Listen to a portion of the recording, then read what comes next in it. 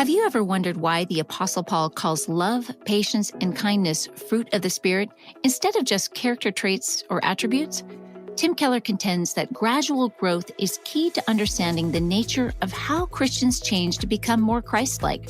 Join us now as Dr. Keller teaches on the fruit of the Spirit. After you listen, we invite you to go online to gospelandlife.com and sign up for our email updates. When you sign up, you'll receive our Life in the Gospel quarterly journal with articles that feature how the gospel is changing hearts, lives, and communities, as well as highlighting other gospel-centered resources. Subscribe today at gospelandlife.com.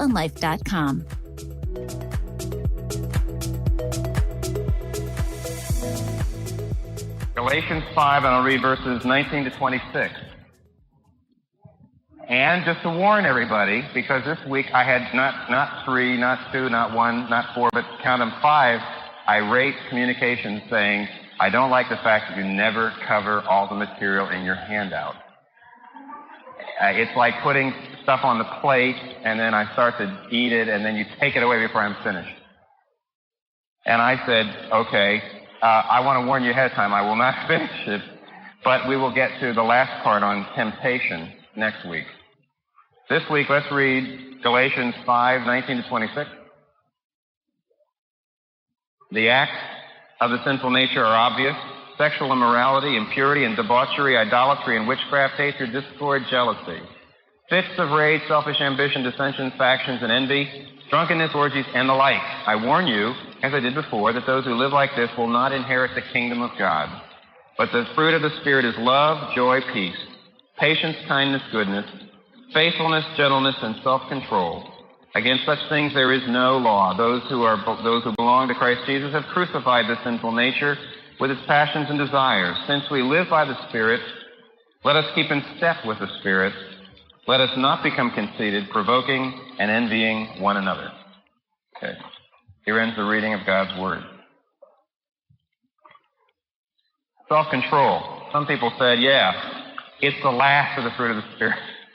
It comes last, and that's my experience too, a lot of you say. You know, the love, the joy, the peace, but self-control, way down the list. In a sense, it can't be the last, because as we've been saying all along, and we will show you again this evening, the fruit of the Spirit is a singular word, a singular noun. It doesn't say the fruits of the Spirit are love, joy, peace, patience. It says the fruit of the Spirit. Because there is one fruit, which is the holiness that comes to us out of God's own nature when the Spirit comes into our life. The Spirit of God is a loving Spirit, yes. It's a joyful Spirit, yes. It's a peaceful Spirit, yes. And it could be called peaceful Spirit or joyful Spirit, but that's not the word that God uses to describe Him. He calls Him the Holy Spirit, because that, above everything else, describes what it means to be a Christian. And the holiness is like a diamond, and it has many facets, and love, joy, peace, patience, goodness, and so on, are all just aspects of holiness. And they have to exist together.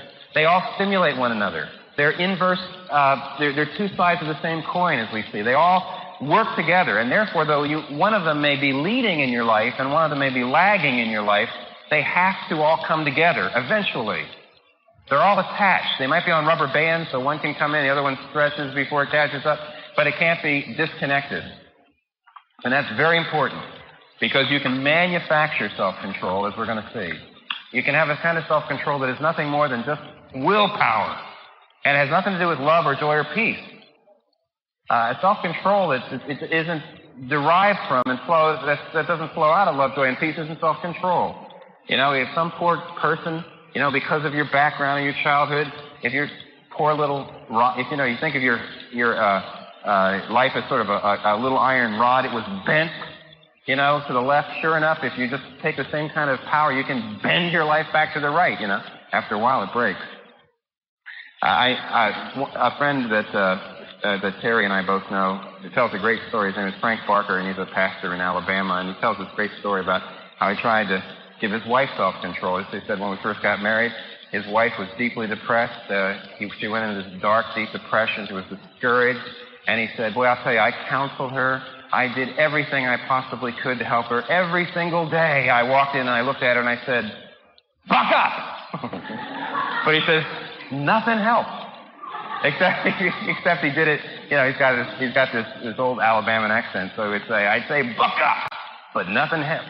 And so, and of course he was making fun of himself, and he was essentially saying that when I was a young man, I thought that self-control kind of existed by itself. I thought that it could just be done. You could just reach down, like all the commercials say, you could reach down and you pull it out. But you see, the self-control can't grow without all the rest. It grows out of the love, out of the joy, out of the peace. It's part and parcel with it. Now, for a moment, as we proceed, think about this. We all have a problem with self-control, right? Everybody here hopefully can think of some emotion you have trouble controlling. The tongue you have trouble controlling. A habit you've got trouble controlling. A relationship you're having trouble controlling. Yourself in the relationship, in a sense. And if you can't think of anything that's out of control, your pride's out of control. Just so you know, you got something out of control. We've all got it. What does the Bible mean when it says self-control? This little word that we read here in Galatians 5 is the word self-control. In the Old King James, it says it's temperance. What a great word, temperance. We've lost it almost completely. Except we still have the word around, only in a shorter form. We talk about losing your temper, which of course means not being angry necessarily, because you can be angry without losing your temper, as you know. Losing your temper means you've lost control. And it's a Greek word, very interesting and important word, egratheia, and it comes first of all from the Greek stem krat, which is the word for power, for strength, for dominion, and for lordship. And you see the word krat is put together with the word ego, which is the word ego, which means the self. And so what we have here is a word that really means power, lordship over yourself, mastery over yourself. And the opposite word in Greek is akratos, which is interesting. The lexicon says akratos is one who has no inner strength and therefore no discipline. Because inner strength and discipline go together. Now, it's important to keep in mind that for the ancient Greeks, now this is important, because a lot of people who think they understand self-control, they, as I just mentioned, the baka type of person who says that's self-control is essentially a Stoic, essentially not a Christian, but a Greek in their understanding of self-control. For the Greeks, self-control was the ultimate virtue. It was the virtue out of which everything else flowed. It was the highest importance. I put down here Aristotle in his Ethics, and his was one of the very first major comprehensive book on ethics, had a huge section on self-control. I can't imagine today someone writing a book on ethics. He would have dealt with all kinds of things like the dignity of human life and lots of things, but you probably would not have a huge section on self-control. The Greeks believed that the only way that you could be a free and independent person was to have self-control. And you can understand how they would see that. They saw that if you had self-control, everything else followed. The only way, if you have self-control, nobody can control you. And you understand that. You still have that. People say, never let them see you wet. That's a way of saying, as mean as they're being to you, if you are unflappable, if you are in utter total control, in a sense, they're not controlling you. You can say, sticks and stones may break my bones. I mean, what is that? That's a way of saying, you can't hurt me because I am in control of my emotions. I am in control of my temper. I am in control of myself. And so, the Greeks, especially the Stoics, praise self-control as the highest virtue. Total self-control in the area of food, in the area of sex, in the area of the tongue, in the area of the passions. They believe in control for control's sake. And there's a problem with that, as we're going to see. It doesn't work. There's a sense in which I can see history in three phases. What goes on is, so often in a culture or in a society, the society is often religious when it starts. You can see this. I know that when you go to public school, the textbooks tell you that the Puritans were looking for freedom when they came here. That's silly. Of course the Puritans were looking for freedom. It's sort of an accident they were looking for freedom. They were looking to start a Christian country. There's no doubt about that. Just about every society that we know, every culture, civilization has a kind of religious basis, and the people have a religious fervor, and out of that religious fervor comes self-control. You have to control yourself for God. But very often, the next generation has lost that love of God and has lost that, you can see this in the early history of New England, has lost that passion for God, and now they have the morals without the heart. They have the external morals without the internal monitor. And what you have now is no longer people who have self-control for God's sake, but they're Stoics. And a Stoic is someone who says, I control myself for myself. I control myself because it's good for me. I control myself because it's good for society. It's just good to have discipline because it's good to have discipline. And a lot of our parents were Stoics, you know that. A lot of our parents were deathly scared. I think it's interesting. Maybe I mentioned this a couple of weeks ago. I was reading in 7 Days magazine a little biography of Keith Haring, the great artist, gay activist, lived in Greenwich Village for years and just died of AIDS. And they did a biography on him. And the most interesting thing to me was that his parents, I know the kind of parents he had. I know the family, basically. I don't know them personally, but he was raised in Kutztown, Pennsylvania. And Kutztown, Pennsylvania is right down the road from where I was raised. And his parents were deathly afraid when he went through a Jesus freak stage. And he got real active in evangelistic Bible studies and all that sort of thing, and they got really upset about it. And then what happened was he got rid of that, and he moved to Greenwich Village and got into the gay lifestyle and into gay activism and all that, and they didn't like that either. See, the point is, his parents were Stoics. That is, I want you to be moral, but I don't want you to be religious about it. I want you to be self-controlled because it's good to be self-controlled, because self-control is what you have, you see. You just don't give in to this and that and this. You have self-control. The problem with it is that whereas very often religious people have Stoic children, Stoic people have Epicurean children. And in the Old Testament, in the New Testament, the two kinds of people that Paul always had to deal with were the Stoics and the Epicureans. The Stoics said, because there is no real truth, there is no real God, we need to be self-controlled just so we can be authentic people.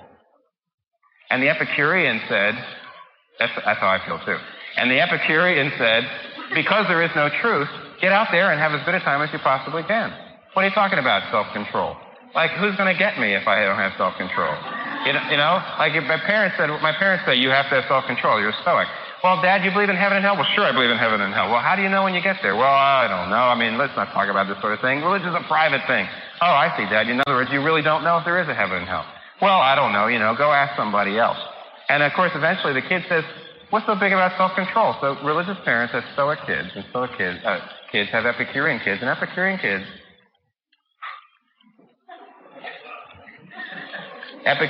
have people who are out there dying. That's true. They're dying for lack of direction.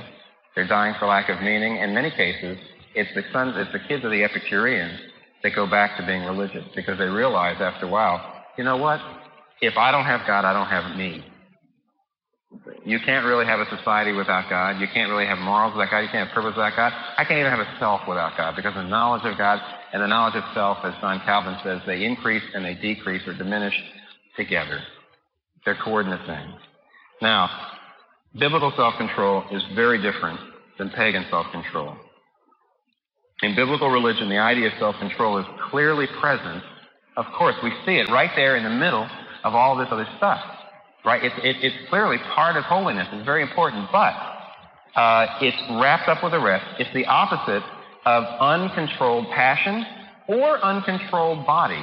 Because you see, the works of the flesh that we read had bodily things like sexual immorality and drunkenness, but it also had fits of rage, which is an emotional thing.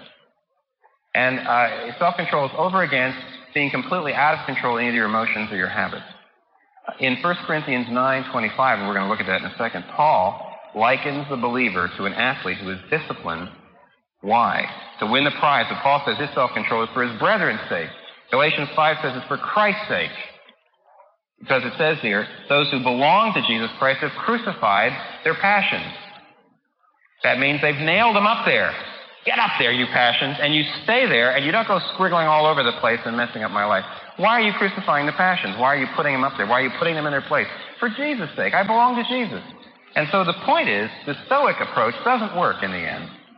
And I put down here in italics, self-control is not something you do for yourself, biblically. In fact, self-control only comes when you want something more than yourself. You want something more than your own happiness. You want something more than your own ego. It's a hard thing to say, but in the long run, I'm finding that people, let's put it this way. 1 Corinthians 11 talks about it. 1 Corinthians 11, 20, in the 20s, late 20s, 28, 29. Paul talks about an interesting phenomenon. He says it's possible, and Jesus talks about it too. It's possible for a person to have a demon cast out of them and then to come back with 7 brothers, it says, and find the house cleaned and swept and ready for a party. And in come the 7 demons along with the brother, and the man is worse off than before. Have you heard that? That's a parable. What does that mean? It means it's quite possible to use the self as a way to gain self-control, but in the end, you're buying a little bit of time, but you're digging yourself in deeper. For example, if I can think about this for a moment, I think we mentioned it last week. Very often people that are addicted, that have eating disorders, that have drug addiction and so on, they suffer, and this is true, the counselors will look at them and say, well, the problem is these people hate themselves. They're down on themselves. There's self-loathing in there. Okay, that's right. So what we have to do is we have to build up their self-esteem. We have to make them feel good about themselves. We've got to show them that they are great. And so what they do is they appeal to pride, in a sense, to get rid of little selfishnesses. They try to cast out little selfishnesses by appealing to bigger selfishnesses. Now, we mentioned this last week. It's important, very important. So, for example, and this helped her. I knew a woman who had a lot of addictions and went to a psychologist. The psychologist says, your problem is you do all this because you hate yourself, you're down on yourself. What would you really like to do? Decide what you want to do and then do it. Find out what your standards are and do it for yourself. And she says, what I want to do is I want to run the Boston Marathon. She says, I don't want to win it. I don't want to even place in it. I just want to finish the Boston Marathon. He says, great, do it. And she went into training, and she trained for 2 or 3 years and finally entered the Boston Marathon, and she finished. And actually, did it help her, by the way? Did it help her feel better about herself? Did it help her focus her life? Was she able to overcome the addictions in any way? Yes. Was that good for her biblically? In the end, it was a dead end. Because, first of all, it's only working in the long run, because in the short run, what happened if she didn't finish? Well, I want to know. I think she lucked out. I think she lucked out. She decided, I'm going to do something, and she just happened to get a standard she could reach. And we all know, we're in New York, we all have these standards we're, going to, and a lot of us realize it's Russian roulette to get to them. I mean, those of us who make it say, I got there because I was great, but we all know that there were other people as great as we are that just didn't get there. The ball didn't drop. It's not the way to go. You can say to a little kid, I think we said this last week, you can say to a little kid, get control of yourself, little man. Don't let them see you cry. You should have more self-respect than that. And bingo, the kid gets control of his emotions because he's getting more proud. You've shown him, be self-conscious. Care about what other people think. Put up the image. You think that really helps in the long run? You can't get self-control, really, by appealing to yourself. Marriage is one of the most profound human relationships, but it's one that at times can be difficult and painful. In The Meaning of Marriage, a couple's devotional, Tim and Kathy Keller draw from biblical wisdom and their own experiences to offer a year of devotions for couples. The book is a 365-day devotional that includes stories, daily scriptures, and prayer prompts that will help couples draw closer to God and to each other throughout the year. The Meaning of Marriage, a couple's devotional, is our thanks for your gift to help Gospel in Life share the love of Christ with more people. Request your copy today at gospelinlife.com/give. Now, here's Dr. Keller with the remainder of today's teaching. And I wasn't joking. It's possible to get your habits under control, and it's possible to get your tongue under control by getting your pride out of control. And I know people that have been in various addictive situations. In many cases, addictions come because people want desperate control. They want control over their lives, and that's why they do what they do. And to actually say, all you need is to deal with your self-esteem. You need to get control of your life for you. In the end, it puts so much pressure on you that in the short run, maybe you'll make the Boston Marathon. In the long run, you'll be crushed by it. Discipline doesn't happen when you say, you've got to do it for you. Do it for nobody else but you. And a lot of therapy talks like that. That's a terrific amount of pressure. And I think that most of us, in the short run, we can't handle it. In the long run, none of us can handle it. Now, it's center. This is extremely practical. You can't get control for yourself. Here's a summary of it. Center of the first page. The greatest deeds of courage, friends, the greatest deeds of courage are deeds of self-control. Heroes are people who forget themselves. See, courage is the ability to say, I don't care about my fears. I don't care about, heroism very often are tremendous deeds of discipline. You discipline yourself to see, I've got to get there, and I'm going to ditch my fears. I'm going to ditch my desire for safety, and I'm going to do it. At that point, do they sit down and say, I can do it because I know I'm great? They say, I'm going to go out there and I'm going to destroy that foxhole full of enemy snipers, and I'm going to rescue my comrades because it's something I really want to do. It's something I want to do for myself. It's a standard I set for myself so I can feel better about myself. Don't be ridiculous. Heroes forget about themselves. And that's why they have such self-control. They're not sitting there saying, for me, for me, for me. No. As we're going to see in just 1 second, self-control comes when you want something more than yourself. And the more you concentrate on yourself, and in fact, the more you try to deal with discipline because you're doing it for you, the less you're going to be able to do it. Extremely practical. Quick thing on self-control and culture. No, I don't really have time for it. No, somebody's going to be mad at me. Okay, I do. Never before. Look, I can do this quick. Never before have we had a society with so many problems with self-control. I'm positive that many of the eating disorders we have now, we did not have 50 years ago anywhere. Where's that coming from? The addictions, the drug addictions, the violence problems, people out of control. Isn't it weird? We've never had a society where people are more concerned about discipline and getting it in shape and tucking it in and moving on out, you see? And never have we had more problem with it. The reason is, as I'm saying, is the Stoic approach. That means self-control without God has fallen apart. We're all Epicureans now, and we're getting worse all the time. And if you want an authority, I don't have to go any further than our friend Tom Wolfe, who lives right down here in the East 60s. And he says, in 1835, our friend de Tocqueville said that people in the United States could afford the extraordinary political and personal freedom that they had only because they were so intensely religious. There was certainly an internal religious monitor in people and throughout the country. You hear that? In other words, the reason these folks had the self-control was they had a religious center. Now, when Roosevelt enunciated his four freedoms, three were rather obvious. Freedom from fear, freedom of expression, freedom of religion. The fourth was freedom from want, which was an astonishing idea to Europeans, but it was very much an American notion.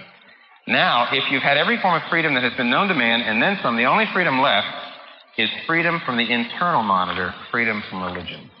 And he says this is the last freedom that we're reaching out for, and it's the reason we're having so much trouble. Because when you get rid of that internal monitor and you have nothing but stoicism left, it eventually decays. It has to. Because after a while you say, who am I really controlling myself for? And if you say for yourself, as we've just seen, it's inadequate. Now, I'm just going to I'll say what I'm going to do here. I'm going to make a reference.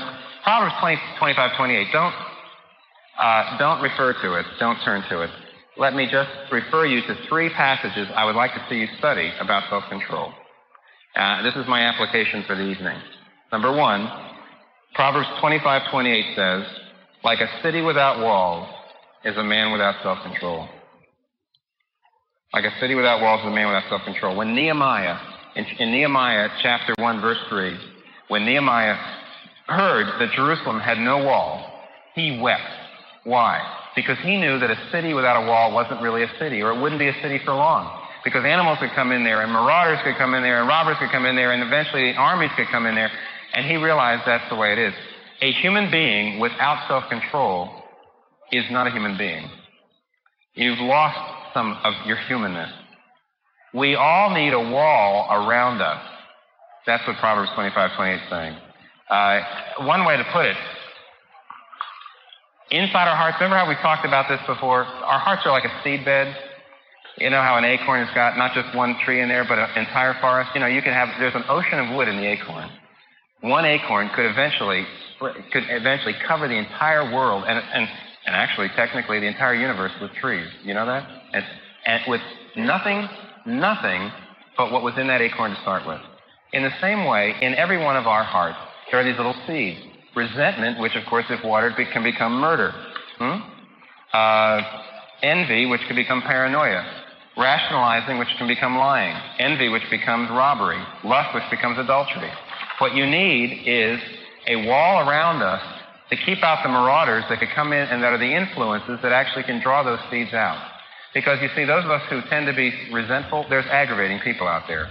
Those of us who tend to be lustful, there's beautiful people out there. We need a wall around us to protect our seedbed.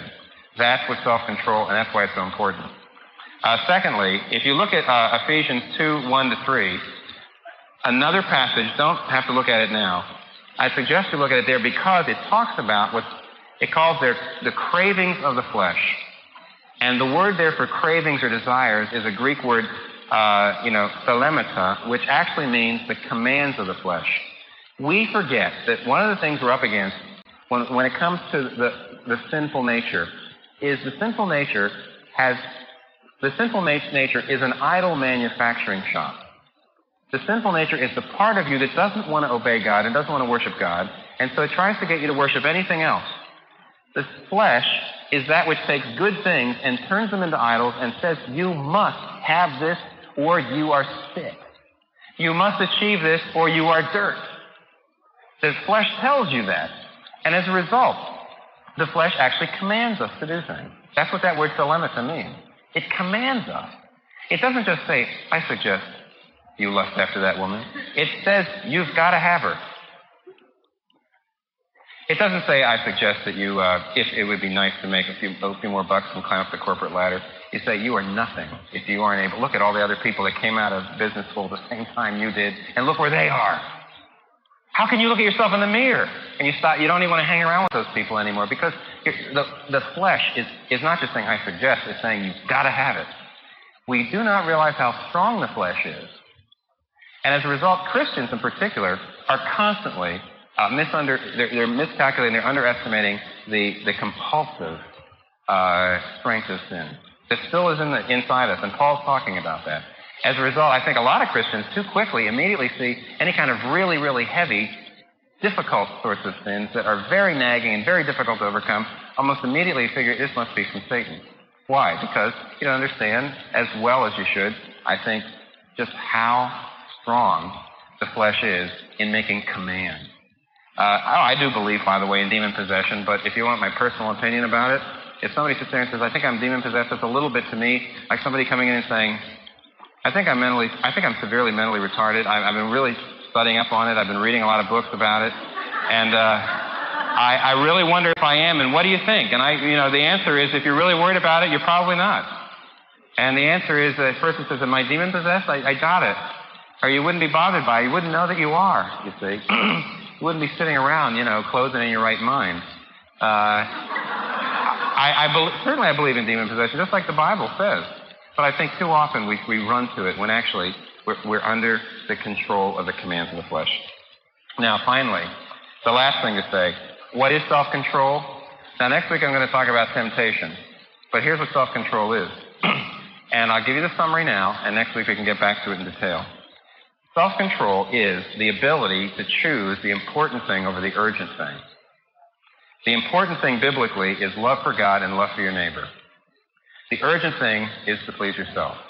And here's the ironic thing. Only as love precedes the urge, only the desire to give others joy precedes the urge to give yourself joy, will self-control grow, and also will joy grow. What the Bible continually says. You have to lose yourself to find yourself. You have to seek the joy of other people to find joy yourself. The ironic thing is that when we put love first and self second, we find ourselves. Stop looking for yourself. Seek for God and you find yourself. It's very ironic. I mean, the picture that Jesus says you have to lose yourself to find yourself is actually comic. You're saying, I got to find myself. Don't find me. Don't find yourself, God says. Look for me. But I have to find myself. Look for me. So you're seeking for God, and as you're seeking for God, there I am. That's the picture. Here I'm looking for God. I gave up looking for myself. I said, I only want you. And for gosh sakes, I found me. When Christ, who is our life, appears, you will appear with him in glory. When Christ appears, you appear. So there's two parts of self-control, and here they are. You must clearly envision the long-term goal, the important thing, number one. And then secondly, you have to be able to ditch the competing urges in the trenches. Now, I'll just do this. Let me give you a quick example. Paul envisions what he wants. He sees the glory of God. Sin, essentially, is an infection of the imagination. For example, that there's children starving, right, out there in the third world. But you watch a TV commercial, and the commercial shows you little kids with flies buzzing around, coughing and hacking their lungs out. And what has happened at that point is you see what you knew all along. What was on audio goes on video. Something you knew all along suddenly becomes vivid to you. And when that becomes vivid to you, it controls you, and you give.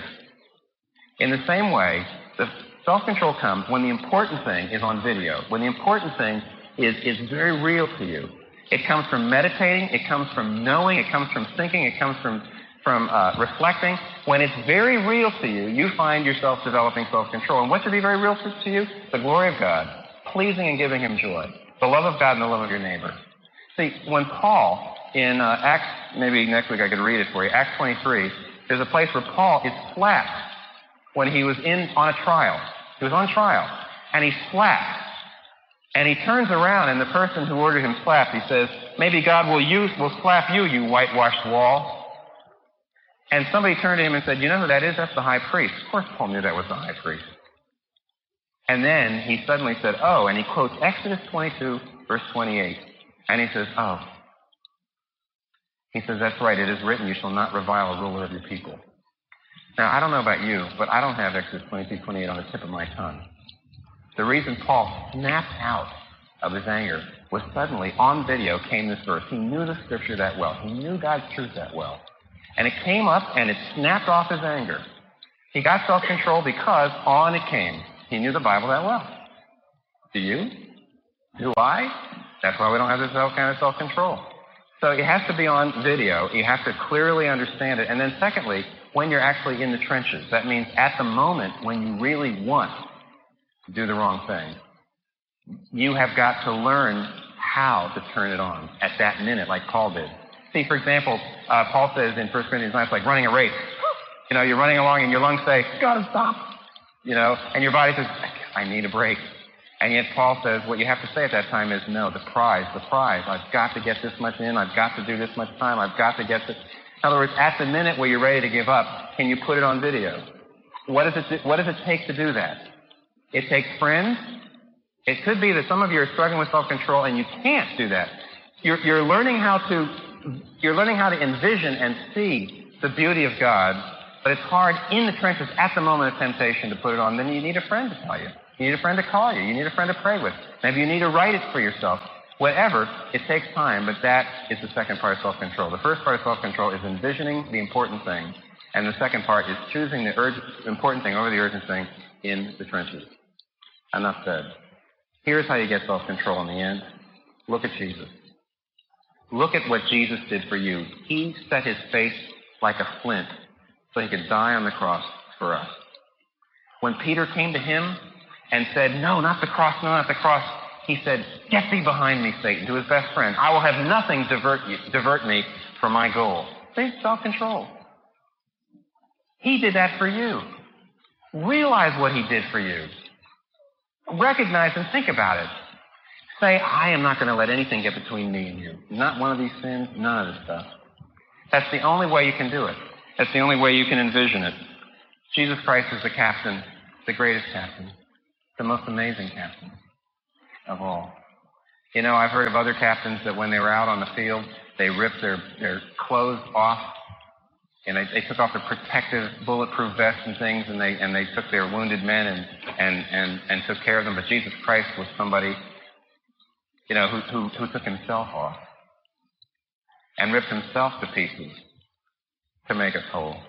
You look at Jesus Christ, and if you look at him like that, you'll get self-control. And if you let him be your master, he will make you master of your city. You won't be a city without walls anymore. He's the one who allowed the demoniac... We also invite you to stay connected with us on Facebook, Instagram, YouTube, and Twitter. Today's sermon was recorded in 1990. The sermons and talks you hear on the Gospel and Life podcast were